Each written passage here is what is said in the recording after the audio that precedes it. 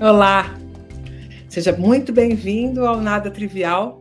E hoje é dia da gente falar sobre o ambiente organizacional, a neurociência e o ambiente organizacional. Toda segunda-feira você encontra aqui um vídeo novo sobre o universo das organizações no nosso quadro Inspiring Brains, que é justamente a ideia da gente levar a perspectiva da neurociência com ideias que inspiram o ambiente organizacional a ser mais produtivo e a ser um ambiente também que promove bem-estar. Né? Hoje em dia a gente fala muito sobre essa perspectiva da segurança psicológica, falamos no último vídeo, e falamos muito sobre a empresa como também um lugar para cura. Não pode ser só um lugar de adoecimento. Né? As empresas que vão realmente ser os melhores lugares para trabalhar, né? Os melhores great place to work, vão estar muito ligadas a essa situação, essa perspectiva do bem-estar. Mas hoje o nosso tema é um pouquinho diferente, ele está no centro da questão da aplicação da neurociência no ambiente organizacional. A gente faz muito treinamento sobre isso, né? Esse quadro Inspiring Brains é um patrocínio, né, da Illumine Consultoria, que é a consultoria que eu opero no ambiente organizacional, esses treinamentos e essas demandas são trazidas especialmente sobre temas onde a neurociência tem grande impacto. Né? E o tema de hoje é vieses inconscientes. Você já deve ter ouvido falar bastante sobre isso por aí. É comum hoje você ter abordagens sobre vieses inconscientes. E, em geral, as pessoas fazem uma explicação sobre os vieses inconscientes, estão muito associadas com uma perspectiva de erro. E eu queria trabalhar um pouco mais esse conceito, porque se a gente leva para o indivíduo uma perspectiva de que o padrão de escolha, o padrão de tomada de decisão, o balizamento que ele costuma usar para orientar seus processos de tomada de decisão são, na verdade, equívocos, vieses, erros, né, que ele está cometendo, na verdade, nós não estamos falando a favor desse indivíduo se aproximar de uma perspectiva de compreensão do que são exatamente os vieses e começar a usá-los a favor de si. Né?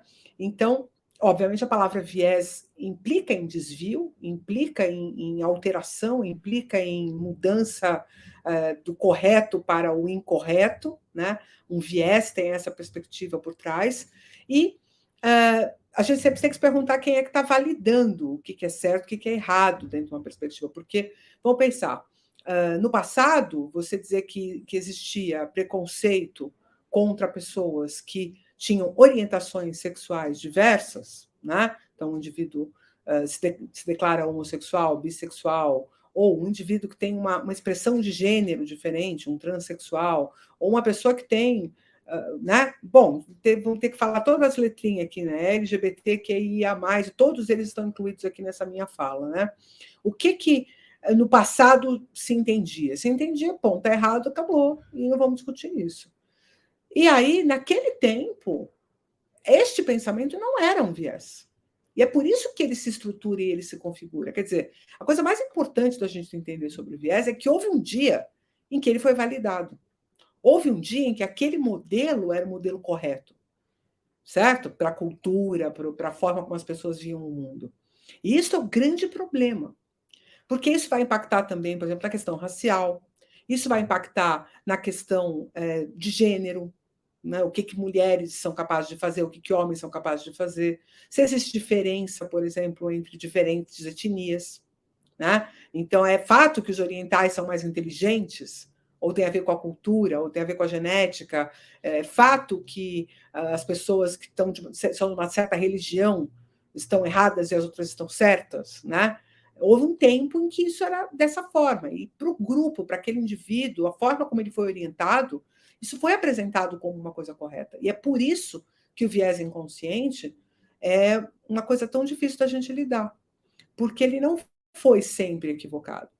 Já visto que hoje nós temos uma reatividade a esse momento, dizendo que o olhar que expande, que inclui, que percebe o impacto desses viés inconscientes nas nossas escolhas e que acaba produzindo uma sociedade desigual, uma sociedade que não é inclusiva.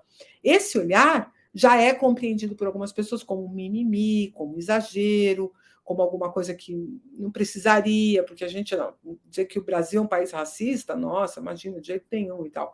Então, se a gente não se dá conta desse viés, se a gente não entende de onde ele veio, se a gente não entende qual é o impacto que ele vai ter, muitas vezes a gente pode negligenciar a importância dele, né? Então, vamos começar a explicação desde o começo, certo?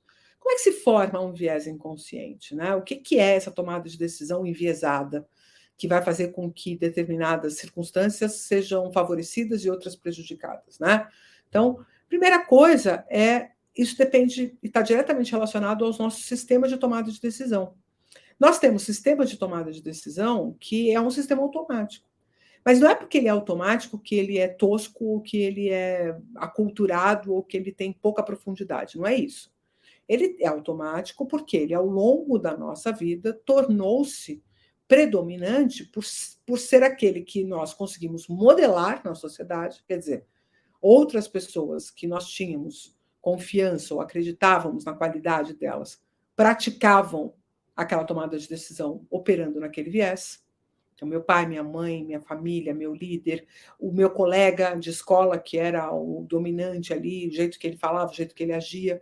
Tudo isso vai me dando um parâmetro de que aquele modelo é o modelo correto para atingir o resultado que eu espero. Na adolescência, esse resultado que a gente espera tem muito a ver com adequação social, com você estar no grupo ali e fazer as coisas que o grupo faz e pensar da forma como o grupo pensa. Então, esse viés ele foi validado. Quando ele se formou, ele não era considerado um erro. E por isso ele se forma e fica tão forte.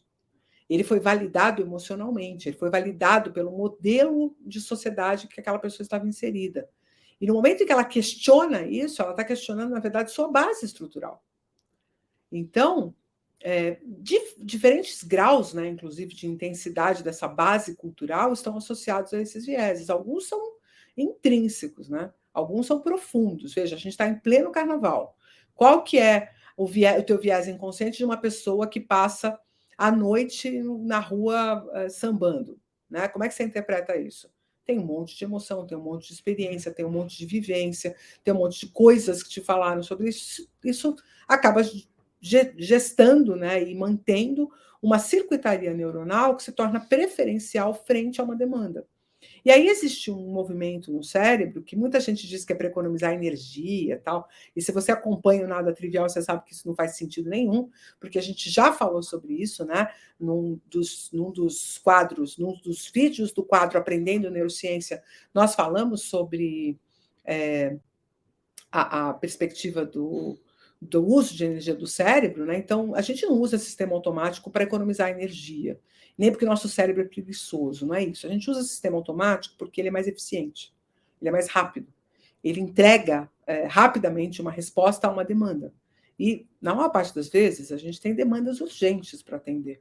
Então, esse modelo de tomada de decisão automático, ele, inclusive, é anterior aos nossos modelos conscientes. E ele vai se estruturando ao longo da nossa vida com base nas experiências que a gente vai tendo. E ele fica muito calcado. Então, não adianta daí você ir numa palestra que vai te falar do porquê que você não pode ter viés inconscientes com a questão da orientação sexual, né? E aí você vai sair de lá curado do seu viés inconsciente, né? Tudo isso é uma grande bobagem. Não é essa abordagem, não é dessa forma que a gente desconstrói os viés inconscientes e o impacto que isso tem na expressão de lideranças nas organizações, na formação de grupos, de times, na formação de pertencimento, é muito grande. Então, um líder, dentro do universo organizacional, tem que ter alguém olhando para que lado está apontando os vieses inconscientes da cultura da tua organização, das pessoas que formam a tua organização.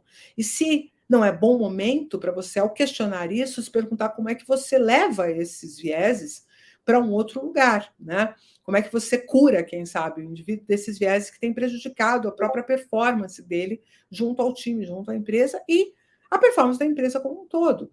Porque, veja, quando eu entendo que mulheres não são líderes adequadas para uma organização, eu acabei de perder 50% dos possíveis talentos que haveriam para aquele cargo. E nesse exato momento de escassez de talentos, acho que vai fazer falta esses 50%, porque você está se fechando a uma perspectiva com base em quê? Difícil de saber, mas obviamente tem a ver com costume, tem a ver com modo, né, de viver, de entender uma organização, e aí a gente explica esse viés com um monte de coisa, tipo, mulheres fazem isso, ou mulheres são assim, ou mulheres não conseguem, ou mulheres não sabem, ou mulheres são mais difíceis, ou até mesmo aquelas coisas mais apelativas do tipo mulheres engravidam, né, que são ainda mais temerosas e mais complicadas, né, vieses ainda mais impactantes. Então, é muito importante que a gente tenha essa noção, essa percepção, essa perspectiva de que quando a gente opera com o viés inconsciente, ele foi fortalecido pelas nossas experiências, e que a única chance que tem da gente trabalhar para desmontar esse viés inconsciente é justamente nós construirmos outras experiências de igual força, de igual magnitude, para que elas substituam essa percepção. Né? Então, eu vou contar uma historinha para vocês para terminar esse caso aqui, que é uma história que aconteceu comigo há cerca de 6 ou 7 anos atrás. E óbvio que eu vou acabar, né, me expondo um pouco aqui, então espero que os haters de plantão não estejam com os dedos afiados para me criticarem imediatamente, né? Porque como a gente tem que falar de coisas que não são triviais, muitas vezes a gente tem que expor vulnerabilidades, né? Porque se fosse para falar só da superfície era fácil. O nada trivial é justamente para a gente ir lá no fundo, escarafunchar e subir, às vezes com coisas que cheiram a enxofre, né? Então hoje é isso que eu vou fazer. Mas eu sempre fui uma pessoa. Bom, eu sou descendente de italianos, e é importante que a gente tenha essa noção de que os italianos, especialmente do norte da Itália, são preconceituosos, certo? Veja que eles não foi por qualquer besteira que a Itália de Mussolini se aliou, não é, ao movimento nazista, certo? Então, vamos pensar ali um pouquinho, porque de alguma forma italianos e alemães precisam fazer um pouco sua meia-culpa em relação a essa história. Mas eu, como descendente de italiana, fui criada por italianos do norte, do Vêneto, de uma região ali do norte da Itália. Os caras acham que são suíços ou são croatas, qualquer coisa menos italianos, né? E preconceituosos, extremamente preconceituosos, a ponto de eu ter ouvido coisas muito desagradáveis acerca de pessoas negras, né? Das pessoas pretas na minha família. Meu avô, por exemplo, dizia, meu bisavô dizia para a pessoa atravessar a rua, né? Porque não ia usar a mesma calçada, coisas desse tipo, muito vis. Mas sou filha da minha mãe e do meu pai, não sou filha dos meus avós, e minha mãe e meu pai sempre foram pessoas que deram uma educação para a gente com outra perspectiva. Então, eu, para mim, dentro da minha perspectiva e da minha compreensão de Carla, né, achava, até meus 40 anos de idade, 35, 40 anos de idade, que eu não era racista. Né?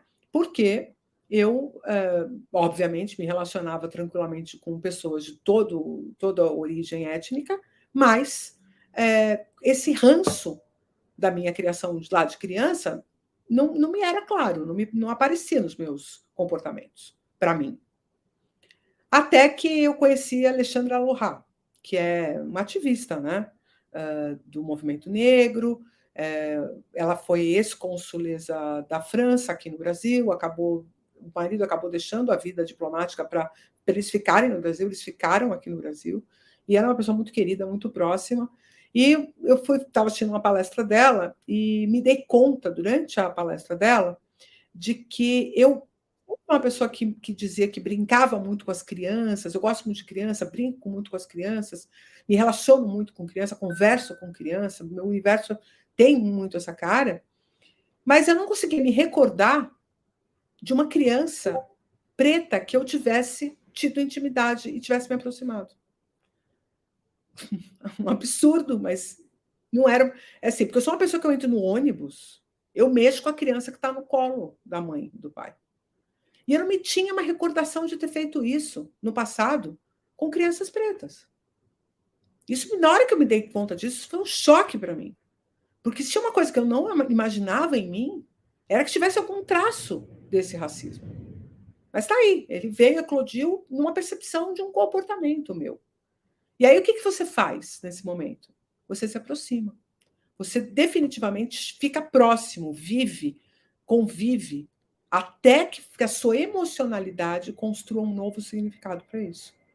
Então, o charme de você revelar os seus viés inconscientes é que você ganha armas para brigar contra eles. Porque ao saber que eles existem, onde eles estão e como eles operam, você começa a trabalhar contra eles, construindo novas experiências para você. Agora, obviamente, você pode dizer, não, mimimi. Ih, Carla, que besteira.